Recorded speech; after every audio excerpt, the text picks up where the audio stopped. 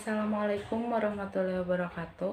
Perkenalkan, nama saya Anissa Rahmasari dari kelas 2 dari Farmasi dengan NIM 1904011113 dari Universitas Perjuangan Tasikmalaya. Tujuan dari pembuatan video ini adalah untuk memenuhi tugas ujian akhir semester praktikum kimia kualitatif tentang anion dan kation. Ada 2 jurnal penelitian yang saya ambil. Yang pertama, ada jurnal penelitian dengan judul Uji Kualitatif Boraks dan Formalin pada Bakso yang dijual di Kecamatan Limboto, Kabupaten Gorontalo. Dan yang kedua, ada jurnal penelitian dengan judul Uji Kadar Sulfat pada air minum dalam kemasan secara spektrofotometri UPPIS. Untuk mempersingkat waktu, mari kita mulai pembahasan dengan jurnal yang pertama, yaitu Uji Kualitatif Boraks dan Formalin pada Bakso yang dijual di Kecamatan Limboto, Kabupaten Gorontalo. Bakso adalah makanan khas Tionghoa Indonesia berupa bola daging yang terbuat dari campuran tepung tapioka dengan daging segar yang digiling. Widyaningsih dan Murtini tahun 2006 mengemukakan bahwa bakso merupakan produk olahan daging yang telah dihaluskan terlebih dahulu lalu dicampur dengan tepung dan bumbu-bumbu. Kemudian dibentuk seperti bola-bola kecil dan direbus dalam air panas. Bakso merupakan salah satu produk olahan daging yang sangat populer dan menjadi favorit masyarakat di berbagai kalangan. Oleh karena itu, bakso bisa didapatkan di seluruh wilayah Indonesia termasuk di Gorontalo, khususnya Kecamatan Limboto. Guna menarik minat para pembeli, maka produsen membuat bakso bervariasi, misalnya bakso yang berisi telur, daging yang dicincang kasar, dan urat sapi. Selain itu, untuk memperpanjang masa simpan bakso, maka produsen sering menggunakan bahan tambahan makanan atau yang disebut dengan BTM yang berbahaya bagi kesehatan manusia sebagai pengawet. Hal tersebut dilakukan karena bakso tanpa pengawet memiliki masa simpan maksimal 1 hari pada suhu kamar dan 2 hari pada suhu dingin. Dahmiati 2007. Bahan-bahan yang sering digunakan sebagai pengawet adalah boraks dan formalin. Syah 2005 mengemukakan bahwa bahan tambahan makanan didefinisikan sebagai bahan tambahan yang tidak lazim dikonsumsi sebagai makanan dan biasanya bukan merupakan komposisi khas makanan, dapat bernilai gizi maupun tidak bernilai gizi. Boraks berasal dari bahasa Arab yaitu borak, merupakan bahan antiseptik yang digunakan sebagai bahan pembersih, pengawet kayu, dan herbisida. Winarno dan Titi tahun 1994. Dalam air, boraks merupakan campuran natrium metaborat dan asam borat. Penggunaan boraks pada makanan produk olahan membuat adonan dapat lebih lias dan elastis sehingga tidak cepat molor atau sagging. Meskipun jumlah tambahan tidak terlalu banyak, namun boraks mempunyai efek akumulasi yang berbahaya. Gejala keracunan boraks akut meliputi mual, muntah-muntah, diare, kejang perut, bercak pada kulit, suhu tubuh menurun dan lemah, juga dapat terjadi kematian akibat kolaps pernapasan. Pada keracunan kronik dapat menyebabkan demam, anoreksia, kerusakan ginjal, depresi, dan bingung. Haddad et al. Tahun 1990. Formalin merupakan zat toksik dan sangat iritatif untuk kulit dan mata. Formalin bagi tubuh manusia diketahui sebagai zat beracun, karsinogen yang menyebabkan kanker, mutagen yang menyebabkan perubahan sel dan jaringan tubuh, korosif dan iritatif. Uap dari formalin sangat berbahaya jika terhirup dan tertelan oleh manusia. Dampak buruk bagi kesehatan pada seseorang yang terpapar dengan formalin dapat terjadi akibat paparan kulit atau paparan yang berlangsung kronik selama bertahun-tahun. Antara lain sakit kepala, radang hidung, radang kronis, mual-mual, gangguan pernapasan baik berupa batuk kronis ataupun sesak napas kronis. Formalin dapat juga merusak saraf tubuh manusia. Gangguan pada syaraf berupa susah tidur, sensitif, mudah lupa, dan sulit berkonsentrasi. Pada wanita akan menyebabkan gangguan menstruasi dan infertilitas. Penggunaan formalin jangka panjang pada manusia dapat menyebabkan kanker mulut dan tenggorokan. Putriyanti tahun 2009. Di Kecamatan Limboto, Kabupaten Gorontalo, isu mengenai penggunaan boraks dan formalin pada bahan makanan sudah diketahui oleh masyarakat umum. Namun tidak banyak masyarakat mengetahui cara untuk mendeteksi kedua zat tersebut. Oleh karena itu, dilakukan uji kandungan boraks dan formalin pada bakso yang dijual di Kecamatan Limboto, Kabupaten Gorontalo secara sederhana. Uji sederhana ini menggunakan ekstrak kunyit sebagai pendeteksi boraks dan kalium permanganat atau KMnO4 untuk pendeteksi formalin. Tujuan penelitian ini adalah untuk mengetahui ada atau tidaknya boraks dan formalin pada bakso yang dijual di Kecamatan Limboto, Kabupaten Gorontalo. Materi dan metode. Sampel yang digunakan pada penelitian ini adalah bakso yang berasal dari 33 penjual bakso. Pengambilan sampel dilakukan secara acak di beberapa wilayah penjualan bakso di Kecamatan Limboto, Kabupaten Gorontalo. Kategori penjual bakso dikelompokkan ke dalam kategori bakso gerobak dan bakso rumah makan. Variabel yang diamati yaitu ada atau tidak adanya kandungan boraks dan formalin dalam bakso. Pengujian boraks menggunakan bahan ekstrak kunyit dan pengujian formalin menggunakan bahan KMNO4. Untuk prosedur kerja boraks dan formalin, yang pertama untuk uji boraks, sediakan sampel yang akan diuji yaitu bakso. Kemudian, sediakan ekstrak kunyit dengan konsentrasi 100% dengan cara menimbang kunyit sebanyak 50 gram dan dilarutkan ke dalam Aquades 50 ml, kemudian disaring. Lalu, bakso diiris dan dihaluskan dengan menggunakan mortir, kemudian simpan di cawan Petri yang berbeda. Masukkan sebanyak 1 gram sampel yang telah dihaluskan ke dalam plet tetes yang telah diberi label. Teteskan masing-masing sampel dengan ekstrak kunyit dan amati perubahan warna yang terjadi. Jika sampel berubah menjadi merah kecoklatan, maka sampel mengandung boraks, sedangkan jika berwarna kuning atau warna kunyit, maka sampel negatif. Untuk uji formalin, yang pertama, sediakan sampel yang akan diuji yaitu bakso. Bakso dihaluskan kemudian ditimbang masing-masing sebanyak 5 gram, selanjutnya disimpan di cawan Petri yang berbeda. Kemudian sampel dilarutkan dengan 10 ml Aquades yang selanjutnya disaring. Masing-masing filtrat dimasukkan ke dalam tabung reaksi yang sudah diberi label, kemudian ditetesi dengan KMNO4 0,1 N. Amati dan tunggu sampai bereaksi selama 1 jam. Jika warna ungu violet segera memudar atau hilang, berarti sampel mengandung formalin yang bersifat mereduksi KMNO4. Data yang diperoleh dianalisis secara kualitatif deskriptif, yaitu dengan menentukan ada atau tidaknya boraks dan formalin dalam bakso yang diuji. Hasil dan pembahasan. Hasil pemeriksaan di laboratorium menunjukkan bahwa dari 33 sampel yang diuji boraks menggunakan ekstrak kunyit, tidak ditemukan adanya kandungan boraks pada semua sampel bakso. Namun demikian, pada uji formalin menggunakan KMNO4 menunjukkan bahwa 25 atau 75,75% sampel mengandung formalin dan 8 atau 24,25% sampel tidak mengandung formalin. Boraks atau natrium tetraborat merupakan senyawa kimia yang mengandung unsur boron dengan rumus molekul Na2B4O7 10H2O. Saat ini boraks umumnya digunakan sebagai pengenyal makanan. Wirnarno dan Titi tahun 1994. Termasuk bakso. Namun, hasil penelitian menunjukkan bahwa semua sampel bakso yang diuji menggunakan ekstrak kunyit tidak ditemukan adanya boraks dalam bakso tersebut. Artinya, produsen bakso yang dijual di Kecamatan Limboto, Kabupaten Gorontalo, 100% tidak menggunakan bahan pengenyal boraks. Hal ini mengindikasikan bahwa konsumen belum memperhatikan kualitas bakso, terutama dari tingkat kekenyalannya. Selain itu, penilaian konsumen terhadap tingkat kekenyalan bakso yang dijual oleh produsen atau penjual bakso sudah baik atau sesuai selera.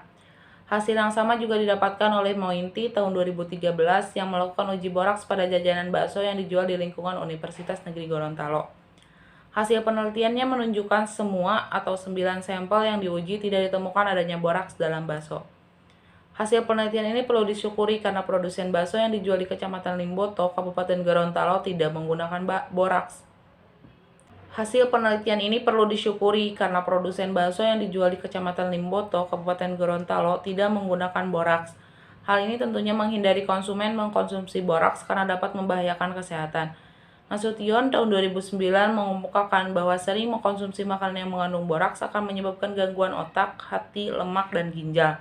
Dalam jumlah banyak, boraks menyebabkan demam, anuria, tidak terbentuknya urin, koma, merangsang sistem saraf pusat, menimbulkan depresi, apatis, sianosis, tekanan darah turun, kerusakan ginjal, pingsan, hingga kematian.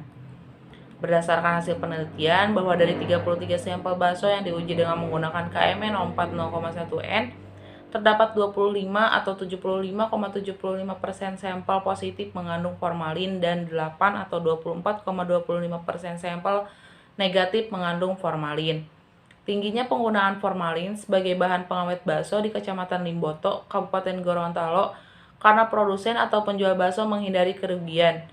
Hal ini disebabkan oleh daya beli konsumen yang rendah dibandingkan produksi bakso serta persaingan para penjual yang semakin meningkat.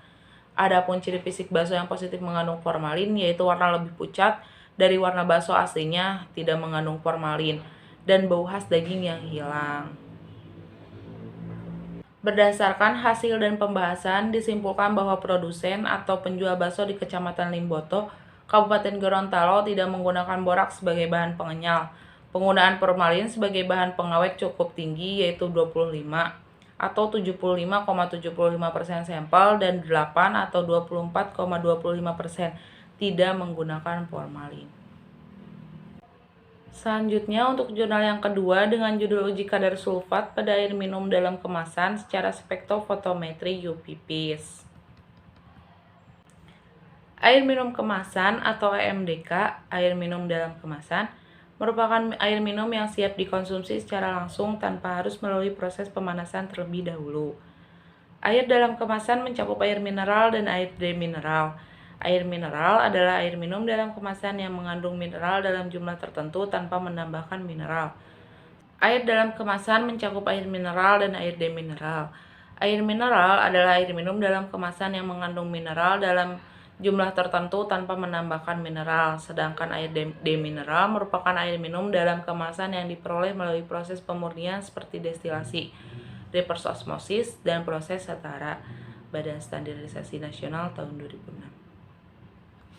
Air minum kemasan atau AMDK, air minum dalam kemasan merupakan air minum yang siap dikonsumsi secara langsung tanpa harus melalui proses pemanasan terlebih dahulu. Saat ini, penggunaan air minum dalam kemasan meningkat tajam. Terbukti bahwa terdapat lebih dari 350 perusahaan air minum kemasan yang tersebar di Indonesia. Berdasarkan data Badan Pengawasan Obat dan Makanan, kini ada lebih dari 1.400 jenis AMDK, antara lain Aqua, Club, Cleo, dan lain-lain. Sulfat merupakan salah satu ion dari sekian banyak anion-anion utama yang terbuat di dalam perairan alam. Sulfat di dalam lingkungan seperti air dapat berada secara alamiah atau dari aktivitas manusia. Ion sulfat cukup sulit dihilangkan dari air, sehingga untuk memisahkannya harus memakai metode membran elektrodialisis, dan cara mendeteksi ion tersebut dapat menggunakan metode uji kualitatif maupun uji kuantitatif. Uji kuantitatif menggunakan alat seperti spektrofotometri UV-PIS pada panjang gelombang yang telah ditentukan.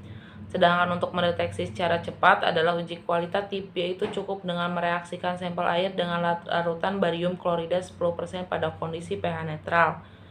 Dalam pemeriksaan ini, peneliti menggunakan metode kuantitatif, yaitu menggunakan alat spektrofotometer UV-PIS dan ditentukan pada panjang gelombang tertentu. Spektrofotometri merupakan suatu perpanjangan dari penelitian visual dalam studi yang lebih terinci mengenai penyerapan energi cahaya oleh spesies kimia, sehingga memungkinkan kecermatan yang didapatkan lebih besar dan lebih efektif. Untuk metodenya, alat dan bahan yang digunakan pada pengujian ini meliputi seperangkat alat spektrofotometer UV-PIS, labu ukur 100 ml, Erlenmeyer 250 ml, pipet ukur 5 dan 10 ml, gelas kimia 500 ml, oven, dan labu semprot. Bahan yang digunakan dalam percobaan ini meliputi sampel AMDK, barium klorida atau BaCl2, larutan baku sulfat, larutan buffer, dan air suling. Untuk prosedur penelitian, yang pertama pembuatan larutan standar. Larutan baku sulfat 100 mg per liter dipipet sebanyak 0, 5, 10, 15, 20, 25, 30, dan 40 ml. Kemudian dimasukkan ke dalam labu ukur 100 ml. Selanjutnya ditambahkan air suling sampai tanda tera sehingga diperoleh konsentrasi sulfat 0, 5, 10, 15, 20, 25, 30, dan 40 mg per liter. Pembuatan kurva kalibrasi spektrofotometer dioptimalkan sesuai petunjuk alat untuk pengujian kadar sulfat. Selanjutnya, larutan standar dipindahkan dalam Erlenmeyer 250 ml dan ditambahkan 20 ml larutan buffer. Setelah homogen, ditambahkan 0,2 gram sampai dengan 0,3 gram barium klorida. Diaduk. Pengukuran dilakukan dengan spektrofotometer pada panjang gelombang 420 nanometer setelah beberapa menit penambahan barium klorida. Analisa sulfat. Sebanyak 50 ml larutan uji AMDK dimasukkan ke dalam Erlenmeyer 250 ml dan ditambahkan 20 ml larutan buffer. Setelah homogen, ditambahkan 0,2 gram sampai dengan 0,3 gram barium klorida. Diaduk. Dilakukan pengukuran dengan spektrofotometer pada panjang gelombang 420 nanometer. Setelah beberapa menit, penambahan barium klorida. Dilakukan analisis Doppio. Hasil dan pembahasan. Berdasarkan Standar Nasional Indonesia 01-3554-2006 tentang air minum dalam kemasan yang menjelaskan tentang uji sulfat, absorben dari suspensi BaSO4 diukur dengan spektrofotometer UV-Vis pada panjang gelombang maksimum 420 nanometer terhadap sampel yang akan digunakan. Selanjutnya, dibuat kurva kalibrasi hubungan konsentrasi sulfat dengan absorbansi larutan standar dengan variasi konsentrasi 0, 5, 10, 15, 20, 25, 30, dan 40 ppm. Larutan standar 0 ppm merupakan larutan blanko yang berfungsi sebagai faktor koreksi terhadap larut dan reagen yang digunakan. Pada pengukuran blanko ini, nilai absorbansi yang diperoleh harus 0 karena yang diukur adalah serapan untuk larut dan reagennya. Dengan demikian, diharapkan pada pengukuran larutan standar dan sampel yang diukur adalah serapan sulfat. Data pengukuran ini menunjukkan bahwa semakin tinggi konsentrasi larutan standar, maka semakin tinggi pula nilai absorbansinya. Hubungan ini membentuk garis linear dalam grafik yang menunjukkan bahwa absorbansi adalah fungsi dari konsentrasi. Penelitian ini menunjukkan bahwa kadar sulfat dalam sampel air minum dalam kemasan AMDK yang diambil masih berada di bawah ambang batas menurut Permenkes tahun 1990, yaitu 400 ppm per liter. Untuk kualitas air bersih dan Permenkes tahun 2010, yaitu 250 ppm per liter untuk kualitas air minum.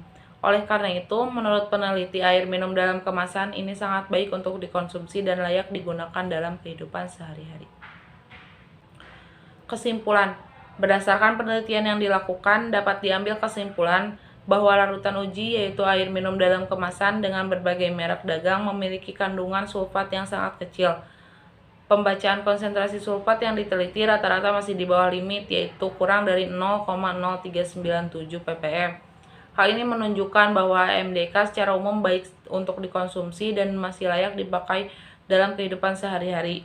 Hal ini juga ditinjau dari Permenkes nomor 429 Menkes PER 4 2010 yang menjelaskan bahwa konsentrasi sulfat dalam air minum yang baik untuk digunakan adalah tidak lebih dari 250 ppm per liter. Sekian yang dapat saya sampaikan. Mohon maaf apabila ada kesalahan. Wassalamualaikum warahmatullahi wabarakatuh.